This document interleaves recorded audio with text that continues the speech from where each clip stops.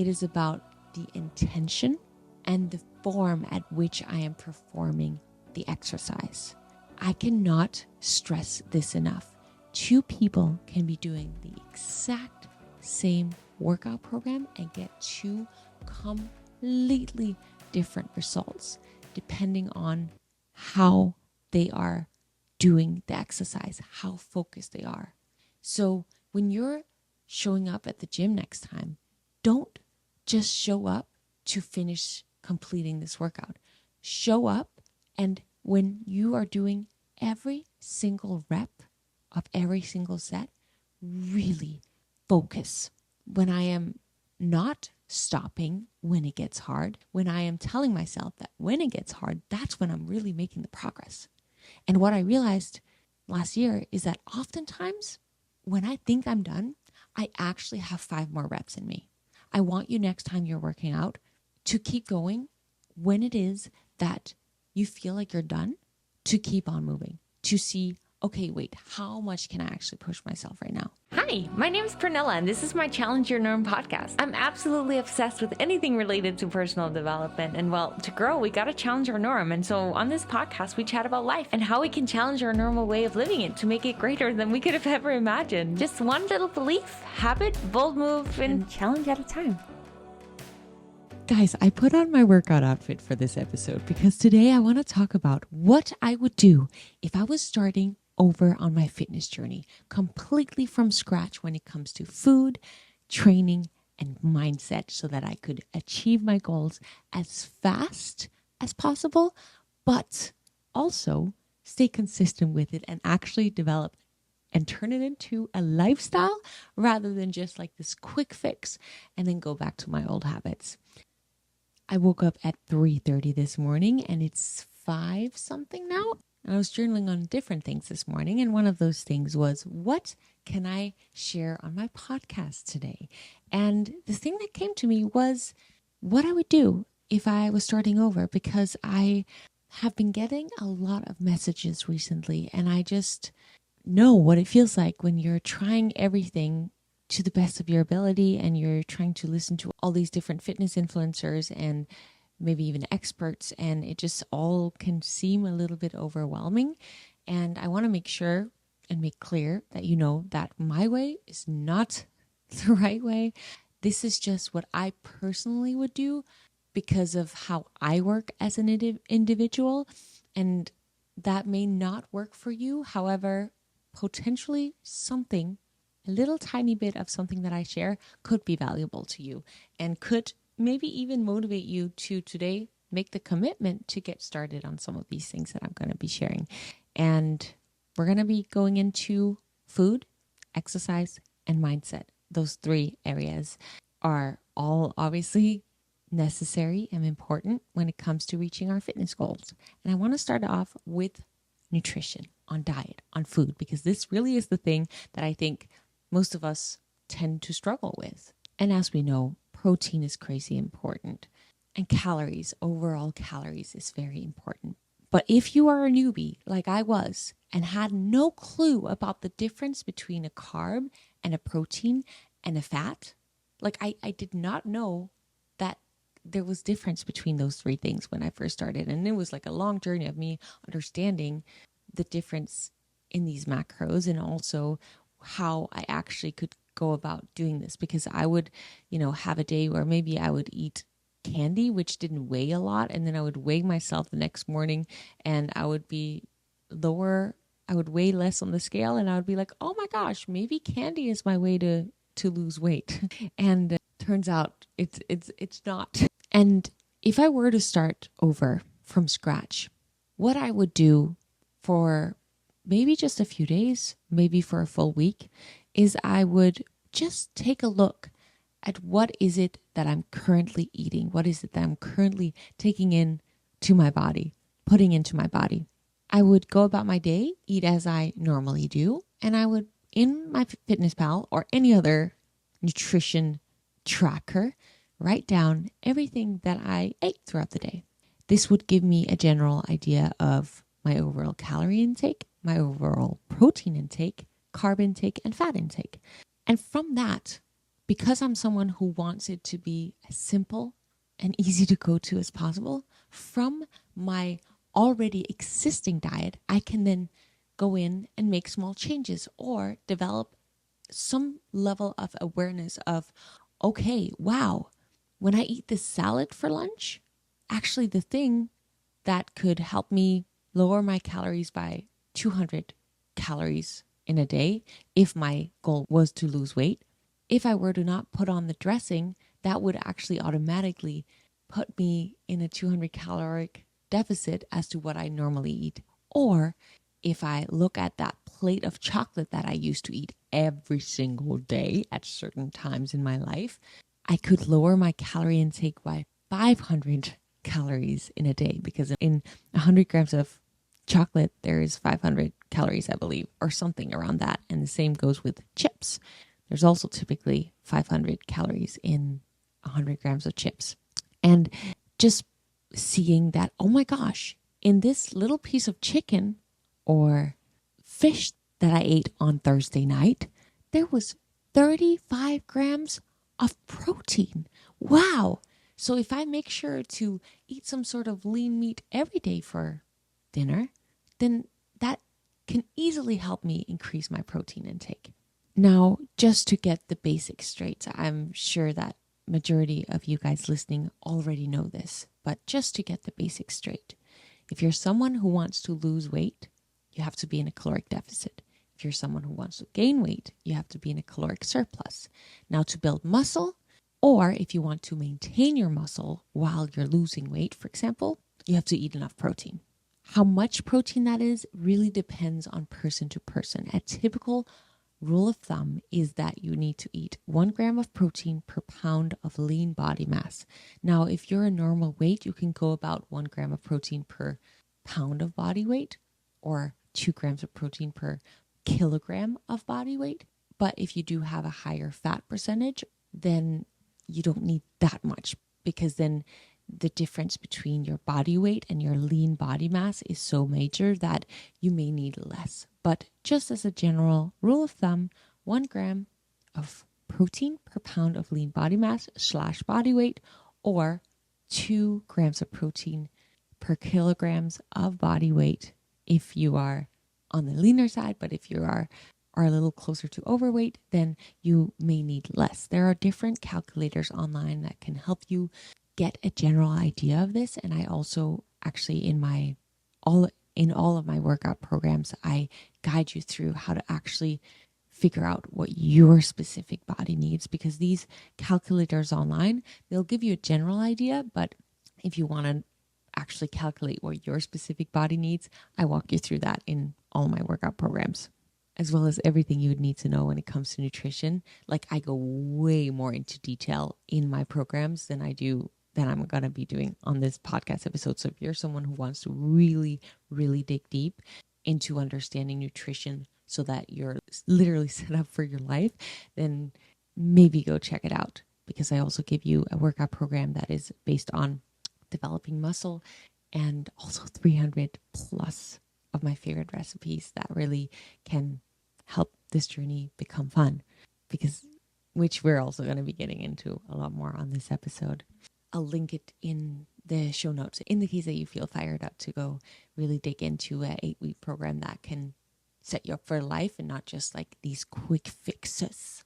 I really have put my heart and soul into these programs, so I am proud of everything that I share in there. And I really, really believe that if you go in with the mindset that you want this and you go through the entire program, it literally will change your life, because the tools, as well as the journaling challenge, like there's a 60-day journaling challenge with all my programs.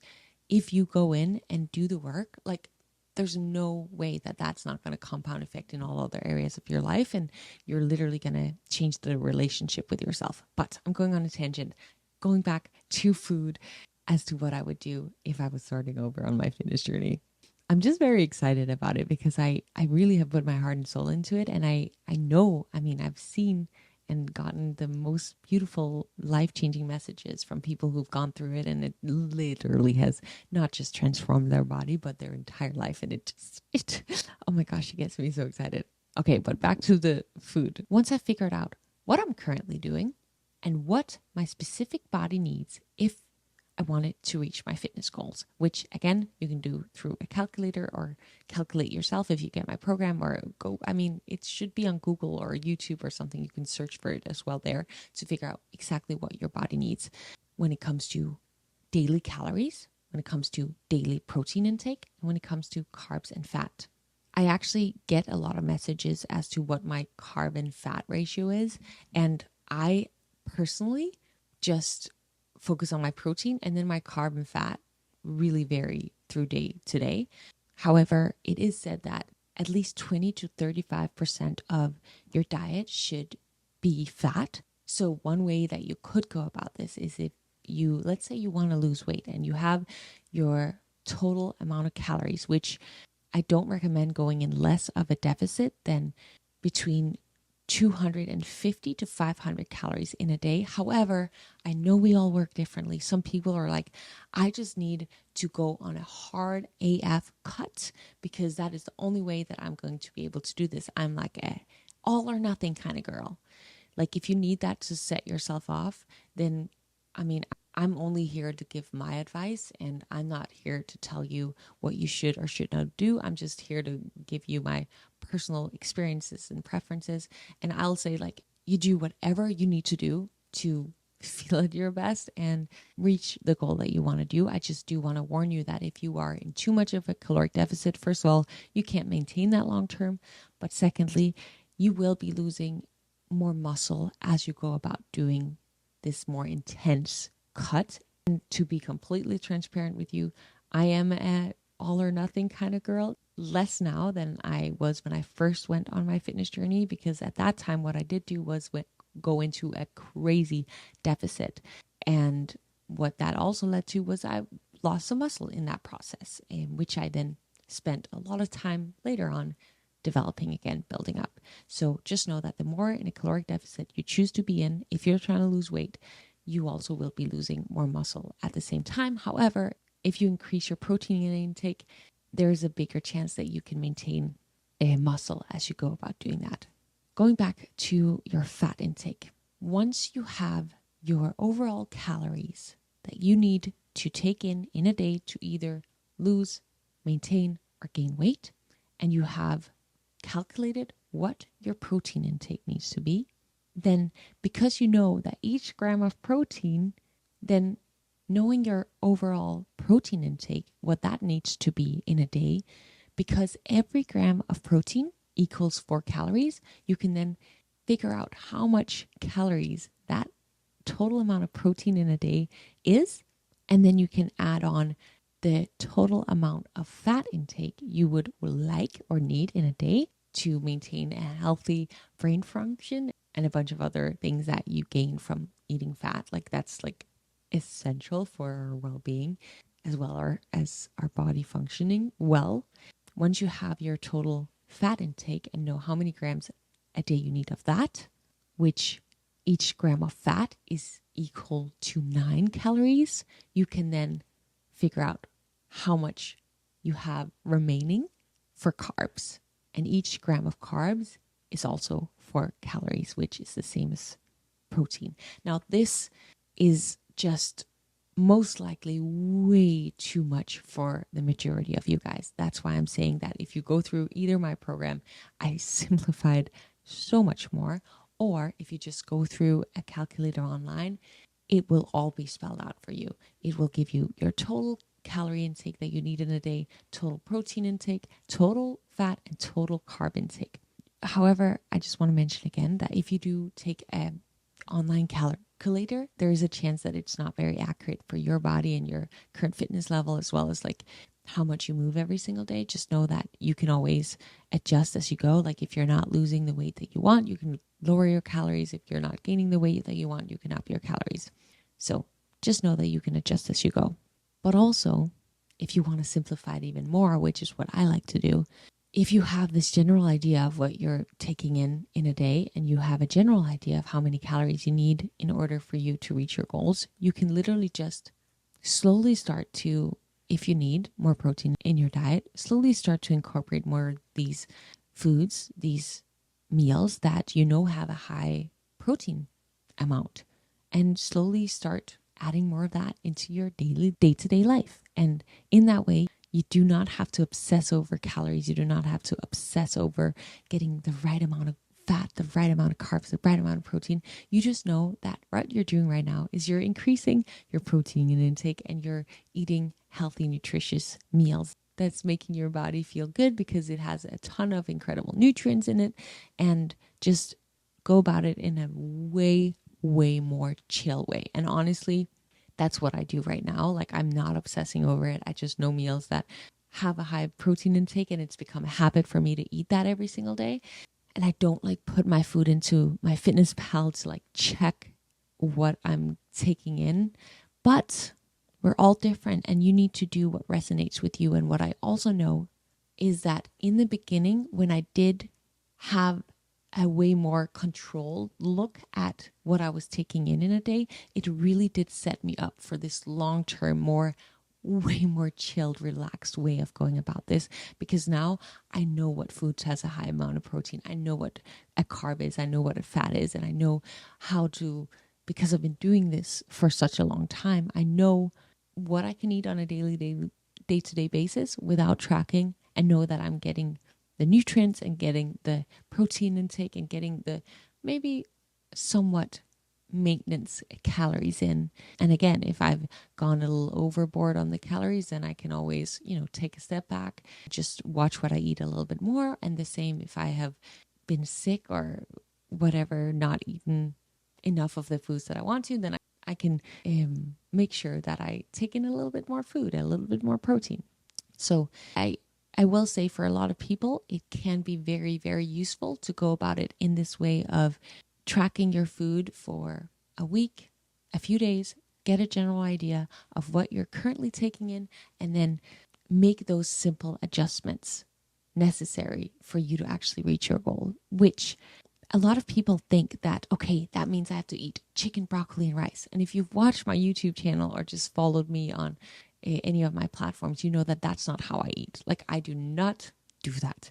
High protein, nutritious food is so delicious if you make it right. If you play around with different recipes, and like, the internet is bombarded with delicious high protein recipes at the moment. Like, there's so many delicious ways to go about this. I have made so many delicious dessert recipes. If you make a salad the right way, like, oh my gosh, it can be so delicious. A recent obsession of mine is the air fryer, which has come in like waves. Sometimes I've been super obsessed with it, and then it's gone again, and then I've been obsessed with it. But like, just taking like literally a chicken breast and cutting it into like small pieces. When you air fry it, it comes out, because you've chopped it into like these small pieces, it comes out as chips. And same goes with like any lean fish. I've been doing that as well. Or even salmon. Like, it comes out so crispy, so, oh my gosh, it's like chips. And the same goes with veggies. When you put that in the air fryer, it just comes out, oh my God, so delicious. But important thing to mention is add spices. Spices are everything. They will spice up your fitness diet. And also like sauces that you feel taste good. Like even like something like a salsa, if you're trying to look out for your calories, salsa, oh my gosh, it's so good to dip in your lean meats and your vegetables.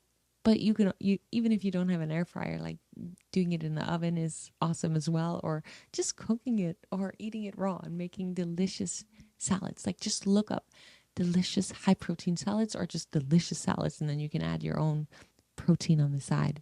Like, a good salad with a good piece of salmon that's been made in the oven is just, oh my goodness, it's so delicious. And I will say that at first it can feel like before you've gotten started, it can feel like such a big hassle to have to start doing these kinds of things, make these kinds of meals. But once you get used to it, you're going to be overwhelmed by how, first of all, delicious, and also how easy it is.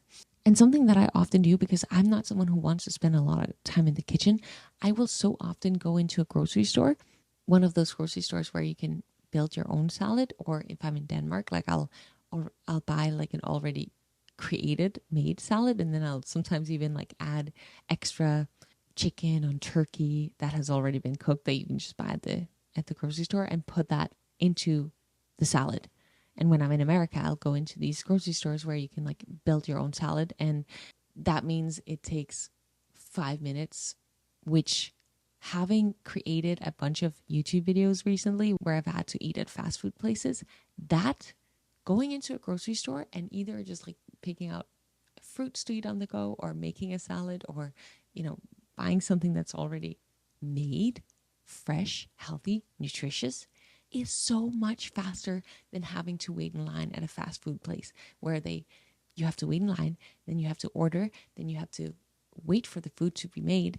And well, just the whole process does take longer than when I run into a grocery store when I'm on the go, out and about. And I mean, if you're someone who has a job, you can either meal prep on Sundays and have all your delicious healthy foods ready for the week, or you can, go on a walk and go into some place that has it already pre-made if you're someone who just wants to save time and not spend any time in the kitchen. So the thing about like, I don't have time to eat healthy, I don't buy it.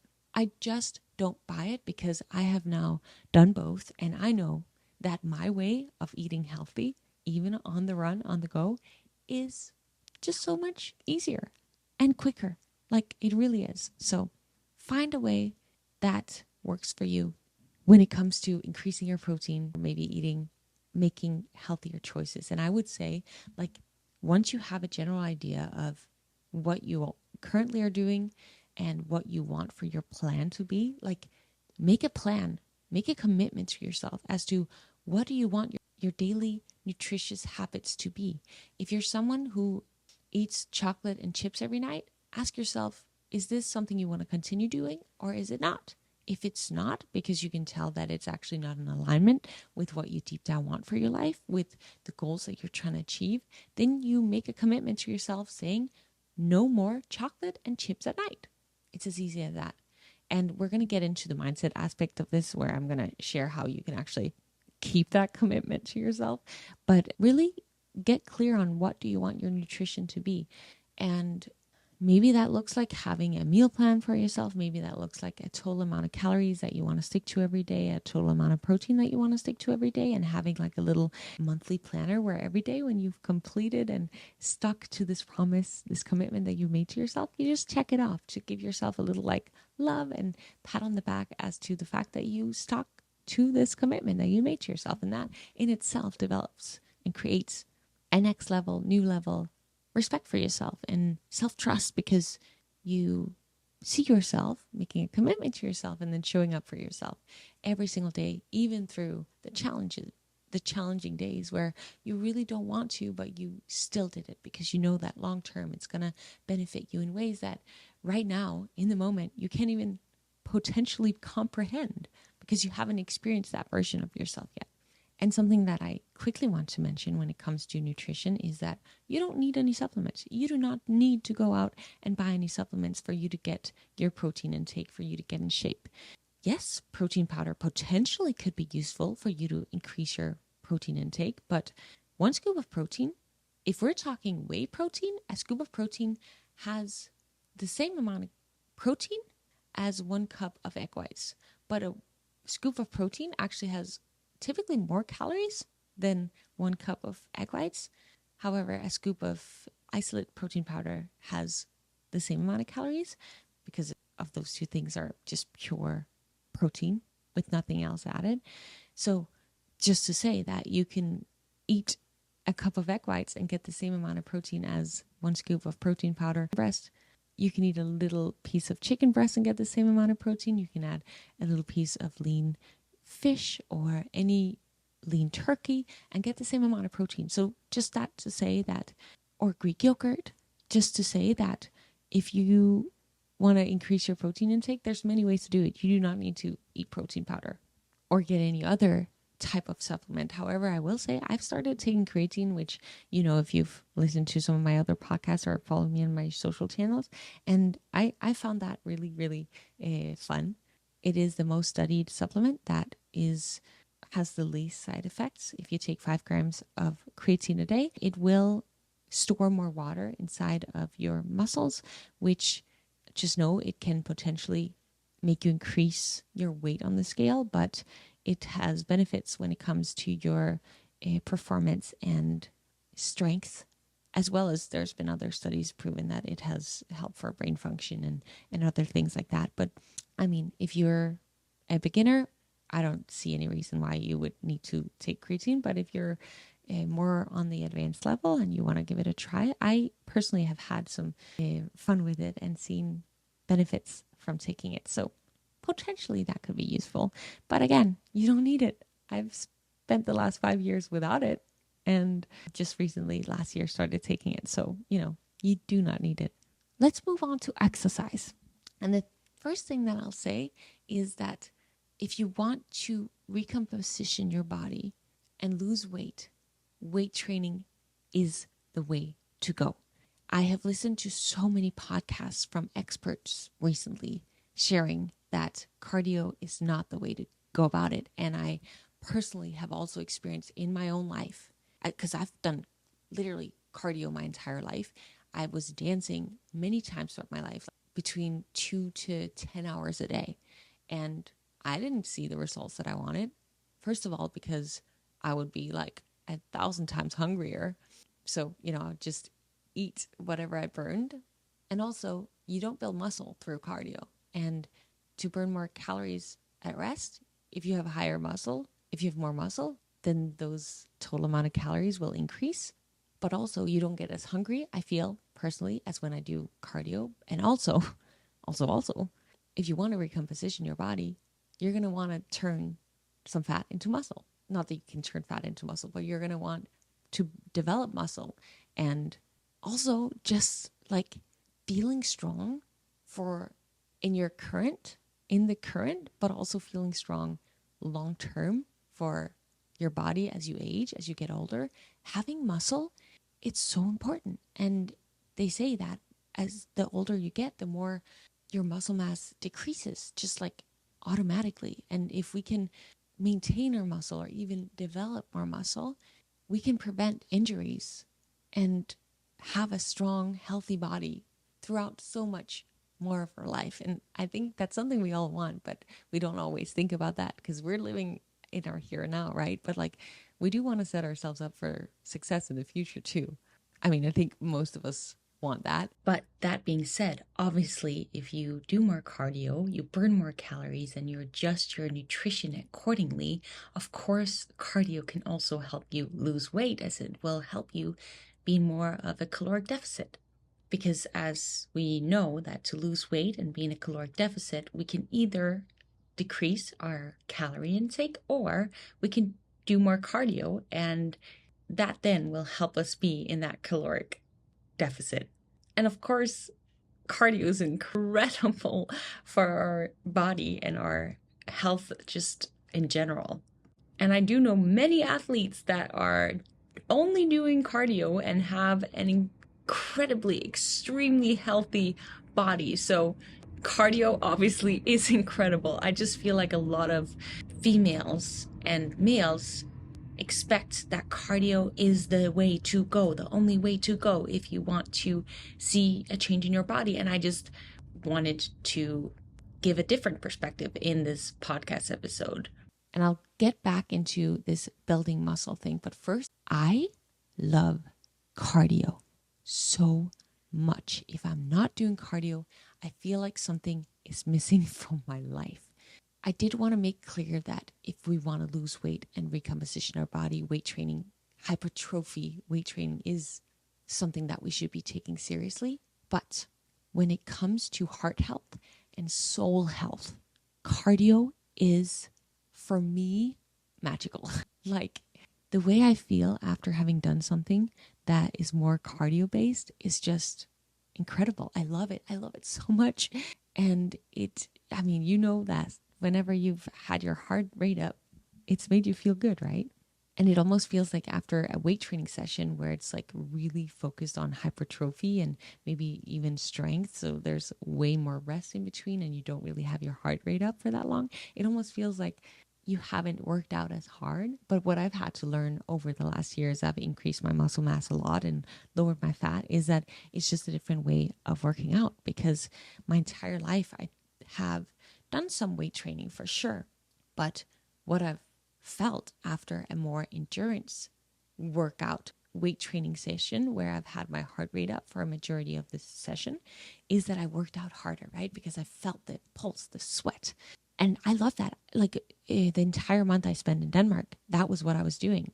For a lot of it, I did have some hypertrophy sessions as well, because I wanted to keep up my progress. But a lot of it was I would go to these weight training group sessions, which those typically keep your heart rate up for a longer time. You lift a little bit lighter weight for more repetitions, which that can develop muscle, but not to the same extent as when you train really heavy for 8 to 12 reps.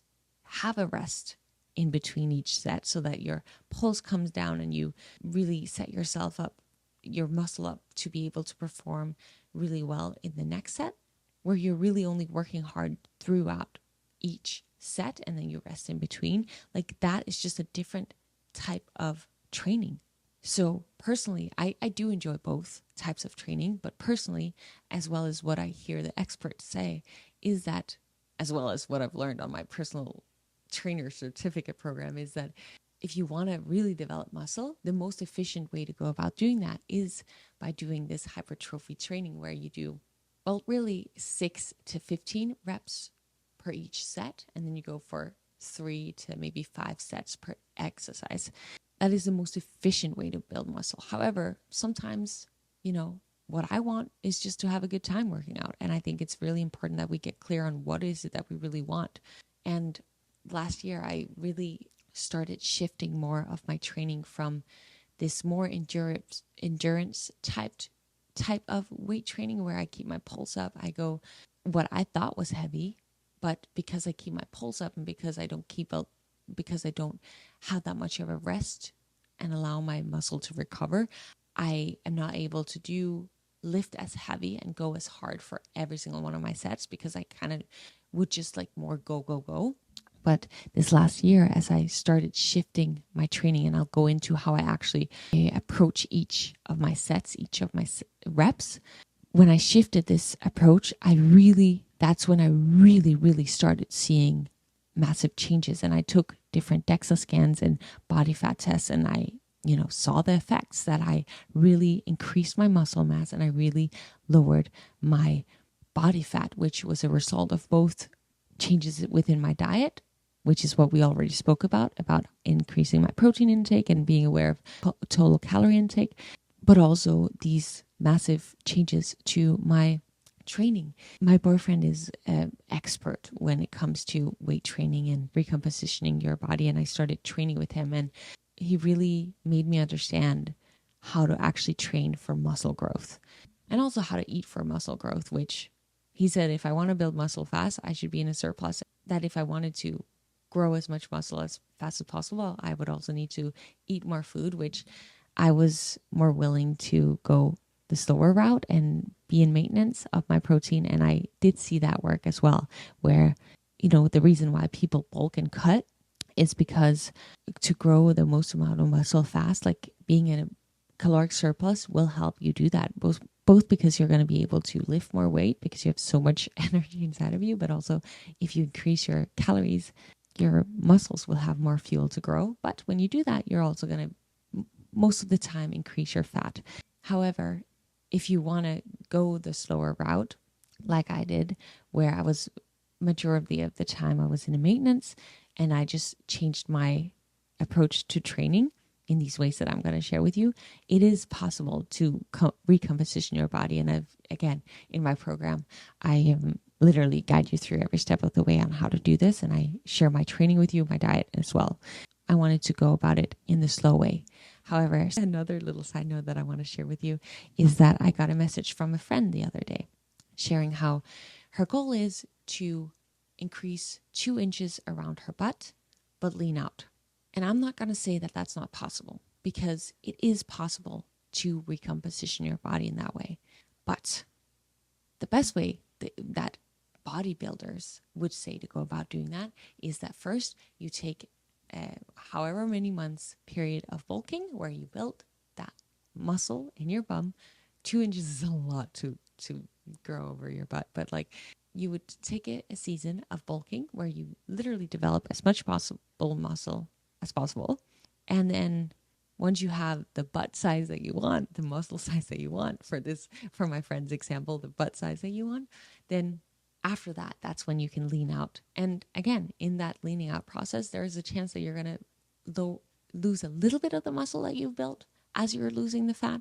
But that's how most bodybuilders would say to go about it, is like first you bulk and then you lean out afterwards, right? Also called a cut.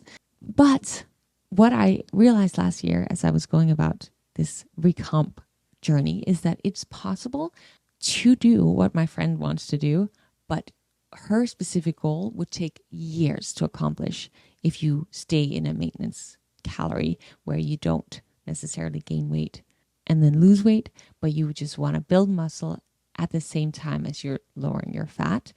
Like that is going to take years, or at least a very, very long time, depending on your current fitness level, your current body, as well as just like genetics play a role as well, right?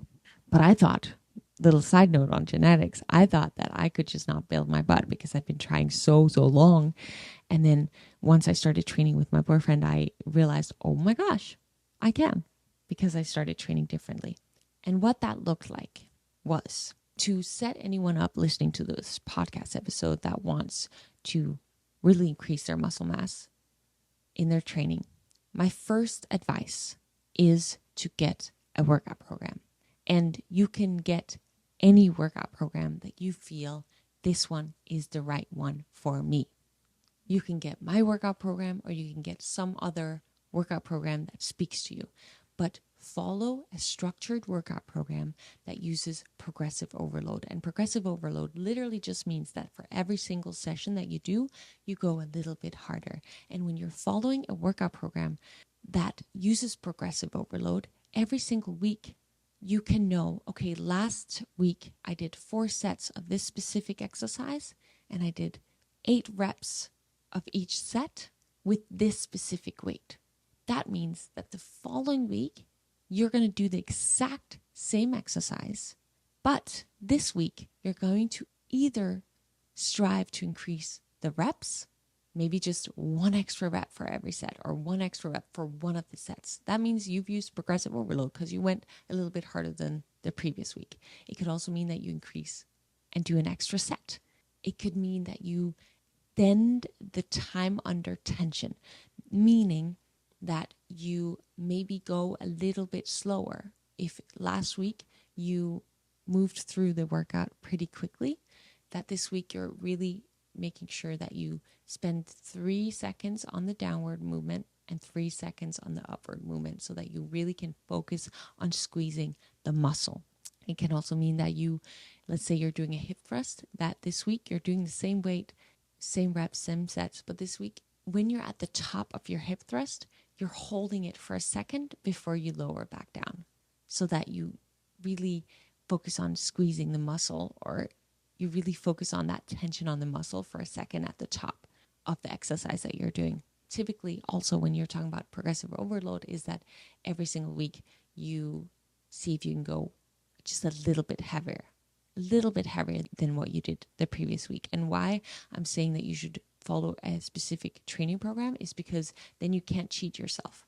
Like if you have a training program that is structured, you know going into the gym exactly what you got to do, and you can't just go in there and then when you feel like you're tired, then leave. No, you know that you're not done till you've completed these specific exercises, because I think it's easy for us to be lazy, right? And be like, oh, I feel like I've worked out enough now. Let me just leave. No, you don't leave the gym till you've actually completed what you know your body is capable of. And that way your brain won't talk you out of actually progressively overloading, getting stronger every single week. Now, this thing that I learned last year was not only like different exercises that were very useful, as in starting to incorporate more compound movements, which are also in my workout program, where like I'm using more muscles at the same time. It was very much so about realizing how much more capable I was than I thought I was. As in, when you have someone next to you that is telling you to continue, to go harder, to keep going, you realize that you are capable of doing that. And that's something I used previously in my life when I was training by myself, because I would be my own hype man. I would, in seasons, this is seasons because sometimes I was more motivated than others. In seasons, I would be my own hype man and I would tell myself, Pernilla, you got this. Pernilla, you got this. You can do more. Just 3 more reps, 2 more reps, 1 more rep, 1 more rep, 1 more rep. You can do 1 more rep. Like continuously pushing myself past what I thought I previously was able to do. And I had been my own best hype man, but then I'd gotten to I would say almost like a stagnant place where I had got okay with the level I was at and thought I was pushing myself, but realized having a coach next to me that would push me past that, I realized that, oh my gosh, I am capable than more than I thought I was. And I really realized that it is about the intention and the form at which I am performing the exercise. I cannot stress this enough.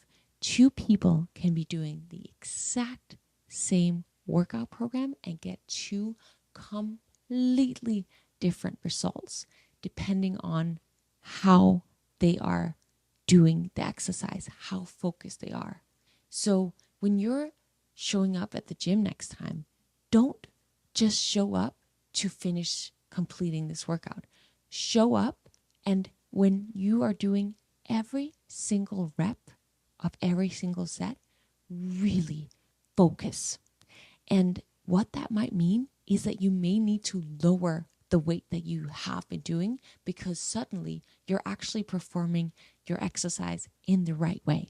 You're actually really squeezing the muscle as you're going through the motion, and you're actually really giving your all by going lower, keeping that hold at the top of the exercise, going the full range of motion. I can tell when I'm looking at someone when they're working out if they're focused or if they're not. And I know that we can tell with ourselves. And I have days too where I'm like, I'm just, going through the motions. But I also know that I get so much more out of it when I am really focusing and when I am not stopping when it gets hard. No, when I am telling myself that when it gets hard, that's when I'm really making the progress. And what I realized last year is that oftentimes when I think I'm done, I actually have 5 more reps in me. I want you next time you're working out to keep going when it is that you feel like you're done, to keep on moving, to see, okay, wait, how much can I actually push myself right now? Of course, if you're a beginner, you're new to the gym, I would always recommend that you take it slow, or coming back from an injury or coming back from a break, like take it slow. Do not push yourself to that degree. But if you're someone who's been training for a while, like next time you show up at the gym, how far can you go? How much harder can you go? And make that your new starting point. That be your new norm. And that might mean you may need an extra rest day in between every single one of your leg days or your back days or your whatever day it is. But when I've been speaking to bodybuilders at the gym I go to, or just, listening on podcasts online, reading books, if you want to develop muscle, like that is way better than kind of half-assing every workout. But also remember, like I sometimes prefer going into workouts where it's like I work out for an hour and it's more, the high rep and keeping my pulse up. Like I enjoy that more. And if that's what you enjoy more, like ask yourself, what do I prioritize in this season of my life? Do I prioritize going in and really focusing on muscle development and training in this specific way, where I take the rest that my body, that my muscles need to recover, to then go enter each set in a way that really damages them? Because that's what happens when we're working out, right? Like we're damaging our muscle in order for them to build back themselves back up and be stronger. Is that the kind of approach that I want for my training so that I can reach these physical goals, these strength goals, these muscle mass goals? Or is it that I want to continue to enjoy my workout and train in this other way? that makes me feel good, that makes me leave the gym and feel like I've had an awesome workout that gives me energy for the rest of the day. Like, just be honest with yourself. There's no right or wrong way to go about doing this. And I'm only speaking from my experience. Like, me sharing this does not mean that you should follow any of it. Like, you should do whatever you need for your happiness, because that's what it all comes down to, right? It's like, what can make me the most happy long term? However, if you do want to recomposition your body, from my experience, this is just what has me doing the endurance type of training has held me back from reaching these other goals that I have. But that doesn't mean that I'm ever willing to let go of this endurance type training too, because that makes me happy. So I've found a way to try to combine the two, and in seasons I'll do more of one, and in other seasons I'll do more of another. It just depends on, like, what do I value right now in this moment of life? And you got to do the same for you. I'm realizing that I've been talking for a long time and that I still have a lot of things that I want to talk about when it comes to what I would do if I was starting over. So I think we should end this episode here and then come back for the next episode.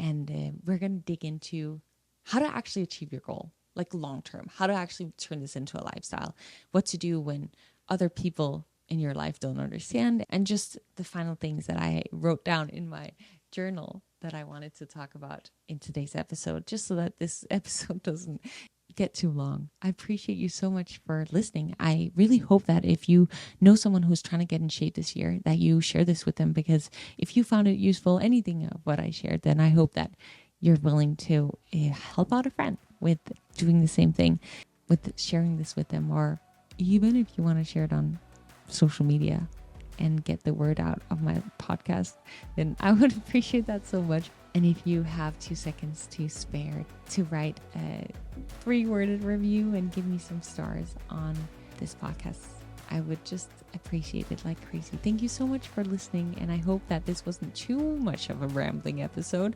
I know I went a little bit all over the place, but I hope that something I shared was valuable.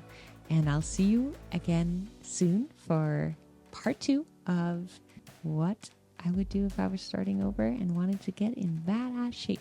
And for now, as always, remember that in order for you to grow, you have to challenge your norm. Bye.